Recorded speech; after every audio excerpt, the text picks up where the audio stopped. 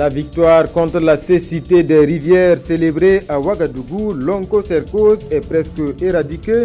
Un succès à mettre à l'actif du programme Onco de l'OMS, lancé il y a plus de 40 ans. Le programme s'achève, mais tout est mis en œuvre pour pérenniser ses acquis. Explication à suivre. Tête à tête aujourd'hui entre le ministre Alpha Bari et le président Alassane Ouattara à Abidjan. Au menu, les enjeux de la prochaine rencontre du traité d'amitié et de coopération Burkina-Côte d'Ivoire. Des échanges également entre le chef de la diplomatie et la communauté burkinabé. Les détails dans ce journal. Sale temps pour l'âne au Burkina Faso. Le succès de sa peau qui se vend à prix d'or risque de causer sa perte. Près de 45 000 ânes auraient été abattus en 6 mois. À Balolé, un abattoir spécial a même été installé par des individus d'origine étrangère, mais la population excédée par les mauvaises odeurs et les désagréments crie son ras-le-bol. Reportage à suivre. Voilà pour la une de ce journal. Mesdames et messieurs, bonsoir et bienvenue. La cécité des rivières ou onchocercose, une maladie invalidante en passe d'être vaincue. C'est le résultat du programme Onco lancé depuis une quarantaine d'années par l'Organisation mondiale de la santé. Un succès célébré aujourd'hui à Ouagadougou, mais point de triomphalisme. Il est plutôt question, au moment où le programme Onco referme ses portes, de poursuivre les efforts pour l'éradication de cette pathologie. Jean Zongo, Abdelaziz Yaguibou. La cécité des rivières, encore appelée onchocercose, est en passe d'être vaincue dans plusieurs pays d'Afrique, dont le Burkina. Des milliers de patients sont aujourd'hui guéris et plusieurs zones libérées du parasite. Un succès à mettre à l'actif du programme Onco de l'OMS qui referme officiellement ses portes. Sur ces 42 années, ce sont plus de 600 000 enfants qui sont nés dans des zones qui étaient libérées de l'onchocercose. Ce sont des millions de personnes qui ont été traitées, plus de 120 millions de personnes qui ont été traitées. Nous avons pu libérer 25 millions d'hectares on a rendu ces hectares propices à l'agriculture. 2 programmes de l'OMS se sont succédés durant la quarantaine d'années pour batailler contre l'onchocercose et d'autres maladies tropicales négligées. Après 20 ans de mise en œuvre, le programme africain de lutte contre l'onchocercose passe le témoin au programme spécialisé élargi pour l'élimination des maladies tropicales négligées. Un autre projet de l'OMS qui entend déployer tout un arsenal pour poursuivre le combat les 5 années à venir. Ce programme a été conçu pour bénéficier donc, des leçons apprises lors de la lutte contre l'onchocercose. Au niveau du Burkina, cette maladie existe toujours de façon perceptible dans 6 districts sanitaires, dans des endroits où la prévalence va de 5% à 10-15%. Donc nous considérons qu'il y a une baisse substantielle. Tout en saluant les différents acteurs ayant concouru au recul de l'onchocercose, le Burkina table davantage sur l'OMS et les autres partenaires. L'onchocercose ou cécité des rivières a jadis causé de nombreux dommages sociaux et économiques à nos pays. Des communautés entières avaient abandonné leurs terres agricoles fertiles à cause de la maladie. C'est donc dire que la lutte contre l'onchocercose a été une lutte décisive pour la survie, une bataille contre la faim et la pauvreté afin d'assurer un développement durable et harmonieux de nos États. C'est le lieu ici de saluer la collaboration fructueuse que nous avons eue avec l'Organisation mondiale de la santé et l'ensemble des partenaires techniques et financiers qui ont été sur le front de la lutte contre ce fléau qui annihile les efforts de développement des États. Et pour marquer la célébration du succès de la lutte contre l'onchocercose, des prix seront décernés aux différents acteurs dont l'action a été d'une grande utilité. Et puis cet après-midi, la directrice Afrique de l'Organisation mondiale de la santé et le directeur régional du Fonds des Nations unies pour la population étaient chez le président du Faso, l'occasion de saluer la bonne conduite du programme Onco au Burkina. Il a également été question d'un programme d'autonomisation au profit des femmes du Sahel. Mokhtar Ouedraogo et Ramatou Zida. Le développement sanitaire au menu des échanges entre le président du Faso et la directrice régionale de l'OMS pour l'Afrique. Le docteur Matshidiso Moeti félicite le président Roch-Marc Christian Kaboré pour le succès du programme de lutte contre l'onchocercose, un programme que le Burkina Faso a abrité pendant 20 ans. L'OMS s'engage à accompagner le gouvernement pour améliorer le système de santé. Il y a de très bonnes relations entre le gouvernement burkinabé et l'OMS, que le gouvernement est engagé pour améliorer la santé du Burkinabé et faire que chaque citoyen de ce pays a accès aux services de santé de bonne qualité pour la prévention et aussi pour les soins médicaux. Le directeur régional du Fonds des Nations Unies pour la population UNFPA était également de la délégation. Avec le président du Faso, Mabeng Ngom a abordé la question du programme Sahel pour l'autonomisation des femmes, des dividendes démographiques et le prochain sommet de l'Union africaine à Kigali, un sommet où la question de la jeunesse sera au centre des discussions. Nous avons évoqué la question et le président est extrêmement sensible et disponible à faire un plaidoyer au niveau de ses pairs. La troisième chose, c'est une invitation spéciale que je suis venu apporter au président de la République du Burkina Faso pour un événement important qui se tiendra à New York en septembre 2016 et qui portera également sur le programme Sahel et dividendes démographiques. Ce programme est le fruit d'un partenariat entre la Banque mondiale, le Fonds des Nations Unies pour la population UNFPA et l'Organisation ouest-africaine de la santé OAS. Il couvre 6 pays de la sous-région. L'heure des comptes pour les établissements publics de l'État. La 17e Assemblée générale s'est ouverte ce matin à Ouagadougou en présence du Premier ministre, un moment d'évaluation des performances de ces entreprises. L'objectif, c'est de faire le point de leur fonctionnement et de formuler de nouvelles orientations pour de meilleurs résultats. Moussa Ouedraogo et Nyarkiteda. 84 établissements publics de l'État sont à la barre à cette 17e session de leur Assemblée générale. Le principe de redevabilité leur impose cet exercice, un exercice initié depuis 2000. Pour la présente session, les performances de chaque EPE seront passées en revue et analysées selon des éléments clés. La politique générale des EPE et l'équilibre financier, particulièrement la bonne gouvernance des fonds qui leur sont alloués. Au 31 décembre 2015, les recettes propres mobilisées par les EPE ont atteint la somme de 32 milliards de francs CFA, soit près de 19% des recettes totales. Quant aux fonds nationaux qui participent pour la première fois à cette Assemblée générale, ils ont dégagé des recettes propres de plus de 18 milliards de francs CFA, soit près de 51% de leurs recettes totales qui atteignent un peu moins de 36 milliards de francs CFA. En dépit de ce bond, le taux d'autofinancement demeure faible, soit 26%. Au-delà de l'évaluation des performances, donc, ces assises devraient alors orienter les EPE vers des efforts pour réduire leur dépendance vis-à-vis de la subvention de l'État. D'où le thème la comptabilité des matières dans le contexte du nouveau cadre harmonisé des finances publiques au Burkina Faso. Bientôt, une agence du bureau d'information sur le crédit au Burkina Faso. En tout cas, c'est l'ambition des responsables de l'institution. Un projet qu'ils sont allés présenter hier au chef du gouvernement, Moussa Ouedraogo, Maxime Zongo. Après bien d'autres États membres de l'UEMOA, les premiers responsables du bureau d'information sur le crédit BICE, qui ont trouvé que le Burkina offrait toutes les garanties pour le succès de leurs opérations, ont opté d'implanter une agence au pays des hommes intègres. C'est pourquoi ils sont venus solliciter des conseils au chef du gouvernement.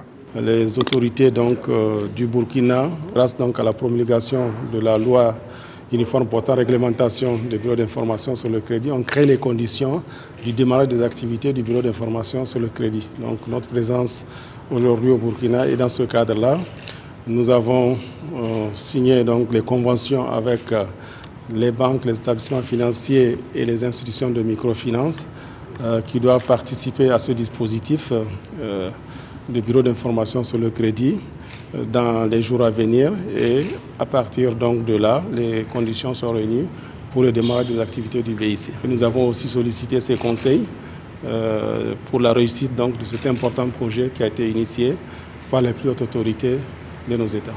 Selon le premier responsable du bureau, les choses vont aller très vite car une signature de convention interviendra ce vendredi.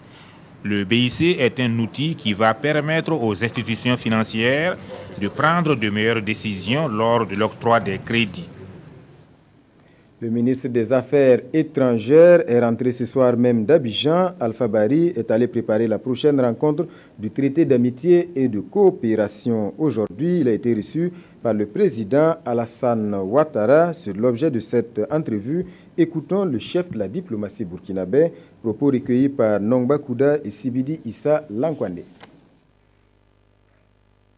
J'ai porté un message du président Roch Kaboré à son frère et aîné, le président Alassane Ouattara, pour le remercier des dispositions qui ont été prises dans ce sens et réitérer son engagement à œuvrer aussi dans le raffermissement des relations entre les deux pays qui sont très liés. Nous devons toujours travailler en cela. Et j'ai salué également le sens élevé du président Alassane Ouattara sur cette question.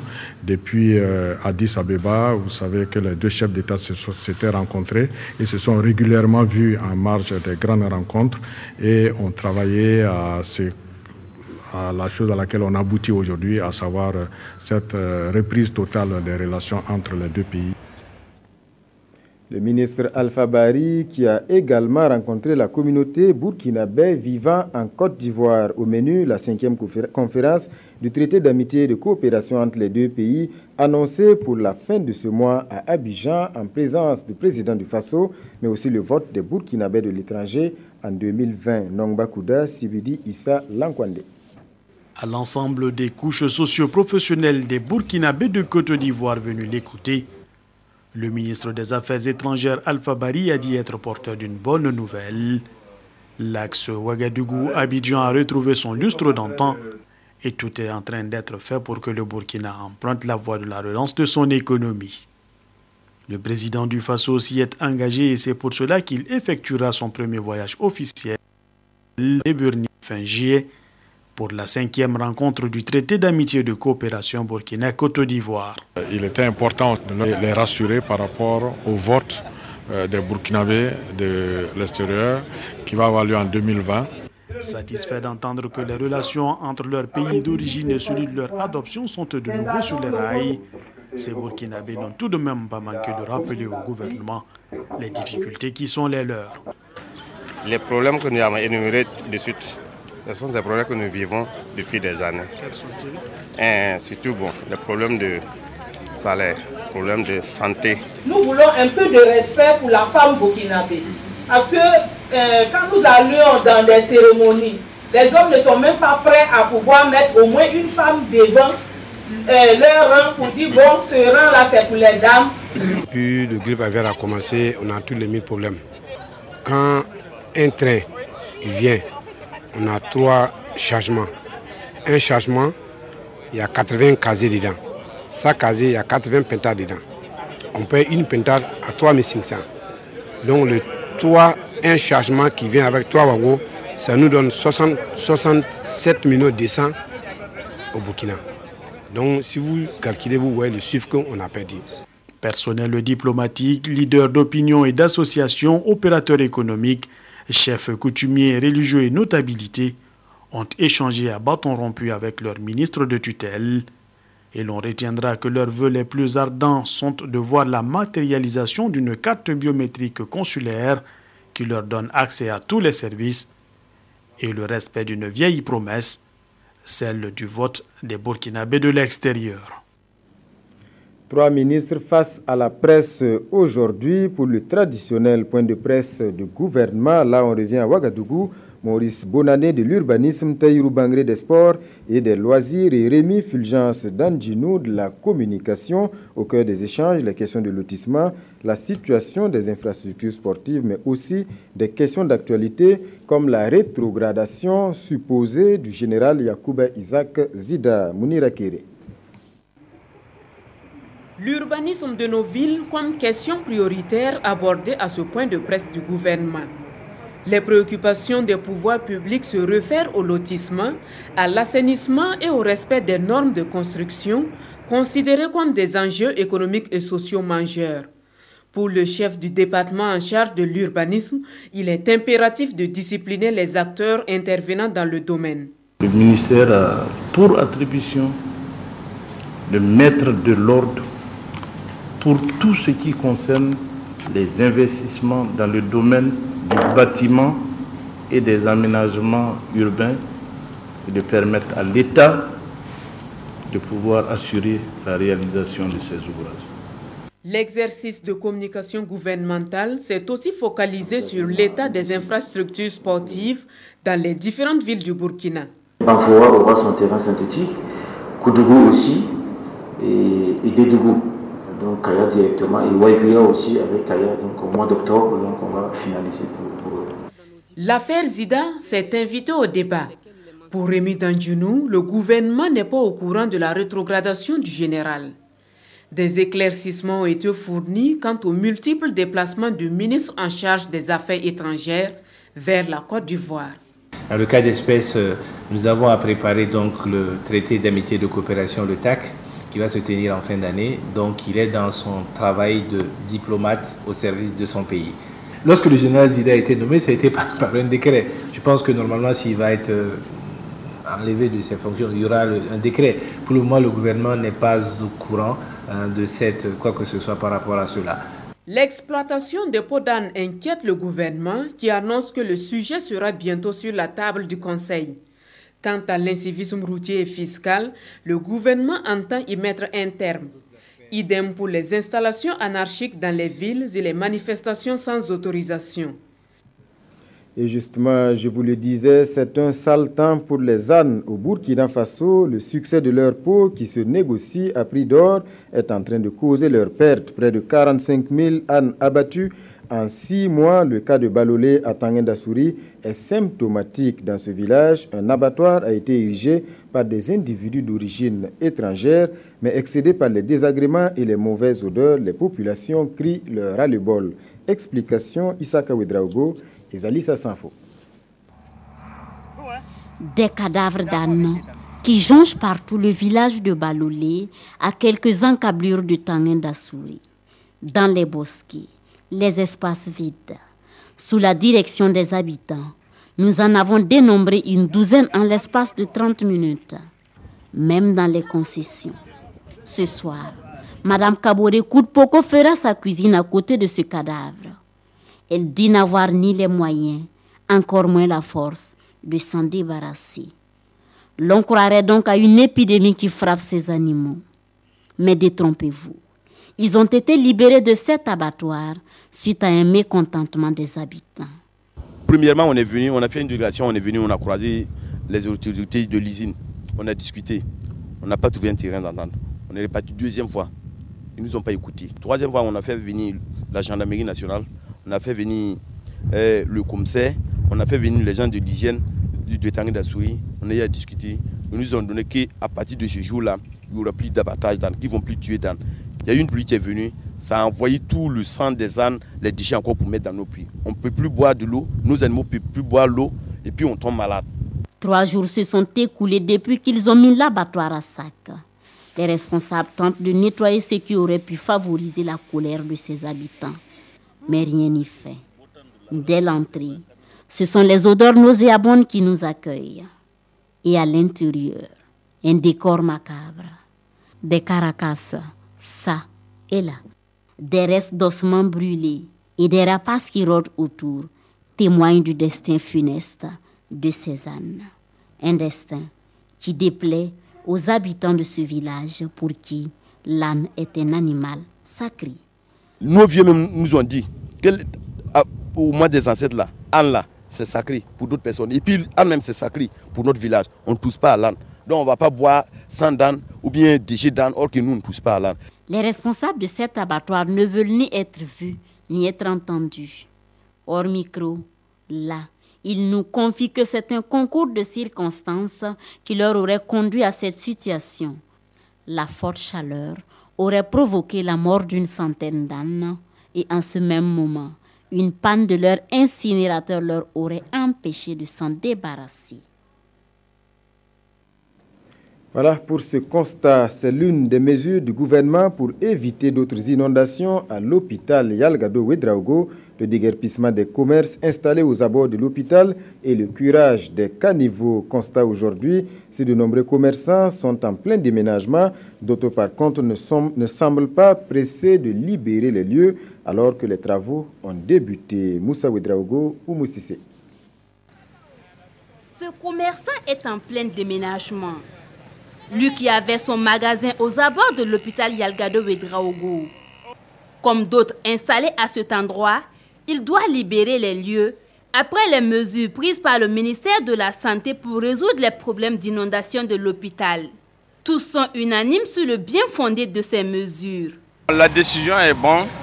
Bon, comme c'est pour développer la commune, bon, on n'a pas d'autre solution. Comme l'eau rentre à l'hôpital, c'est forcément que nous on quitte ici. Comme dès que de l'eau rentre à l'hôpital, comme ici là, il y a caniveau, bon, c'est pas bien arrangé. Donc on va aller à un côté et puis on va arranger. Néanmoins, ces commerçants s'inquiètent pour leur avenir. Ici c'est bien, ils nous ont mis ici, mais c'est un lieu caché, donc on ne peut rien vendre ni rien. Vous voyez, regardez les boutiques posées. Est-ce que vous voyez un client qui va tourner puis venir, c'est difficile pour entrer ici. Donc c'est tout un problème pour nous. On ne sait pas comment on va faire parce que la porte là, si on n'ouvre pas cette porte là, ça ne va pas nous arranger. Les malades vont quitter pour venir payer. C'est à cause des gens qui sont à l'hôpital là que nous sommes devant la porte. Alors que si on vient ici là, qui va venir payer? Ça nous arrange, mais comme on n'a pas le choix, il n'y a pas de problème. On va faire comment? Quant à un quelconque dédommagement, les commerçants disent être au courant de rien. Et pour leur permettre de bien mener leurs activités, ils demandent l'électrification de leur nouveau site. Le Haut Conseil pour la réconciliation et l'unité nationale sollicite le concours des leaders d'opinion pour la bonne exécution de sa mission. Hier, Benoît Cambou et ses collaborateurs étaient chez le cardinal Philippe Ouedraogo, Adama Guiti et Yolande Lombo. Le Haut Conseil pour la réconciliation et l'unité nationale chez le cardinal Philippe Ouedraogo. Conduite par Benoît Cambou, la délégation est venue requérir son concours dans l'accomplissement de sa mission. Nous les avons accueillis avec joie et beaucoup d'espérance, car les attentes du peuple sont multiples en matière de réconciliation, en matière de justice et en matière de paix. Nous souhaitons qu'ils soient vraiment de bons et fidèles serviteurs de ce peuple pour frayer des voies et répondre autant que faire se peut aux attentes de ce peuple. Installée officiellement le 22 mars dernier, la nouvelle équipe a déjà près de 5065 dossiers sur sa table. Nous venons d'horizons divers. Il faut que nous formions pour élever notre niveau afin de pouvoir examiner au fond les dossiers qui nous sont confiés et qui continuent d'arriver. Conscients qu'ils auront besoin du concours de tous les facilitateurs, dans les prochains jours, les membres de cette institution rencontreront également le Mourou-Naba, la Fédération des Églises évangéliques et la Fédération des associations islamiques du Burkina Faso. À présent, on fait le point de la campagne agricole dans le Soum, dans cette province du Sahel. Ce sont toujours les semis, mais pas de quoi s'inquiéter, rassurent les techniciens. Constat, Ama Faisal Sissé et Seyidouzon. La famille Sawadogo est en pleine opération de semis ici dans la commune de Tongmayen dans le Soum. Non loin de là, Mariam Santi a loué ce tracteur pour labourer son champ de sésame en raison de 17 500 francs par heure. C'est le même constat qui se dégage dans l'ensemble de la province du Soum, où on note une opération de semis généralisée. À ce stade de semis à la date du 12 juillet, les techniciens de l'agriculture rassurent sur la suite de la campagne dans la province. L'année dernière, à ce stade également, nous étions en pleine opération de semis. C'est le même scénario à peu près qui se poursuit, reprend. Et, nous ne sommes pas inquiets quant à la poursuite, enfin quant à la réussite de la campagne, si véritablement les pluies se poursuivent normalement. Mais il faudra aussi que les producteurs respectent les conseils donnés par les agents d'encadrement sur le terrain. La seule difficulté rencontrée par les producteurs en ce début de campagne dans la province du Soum, c'est la non-disponibilité des semences de variétés améliorées.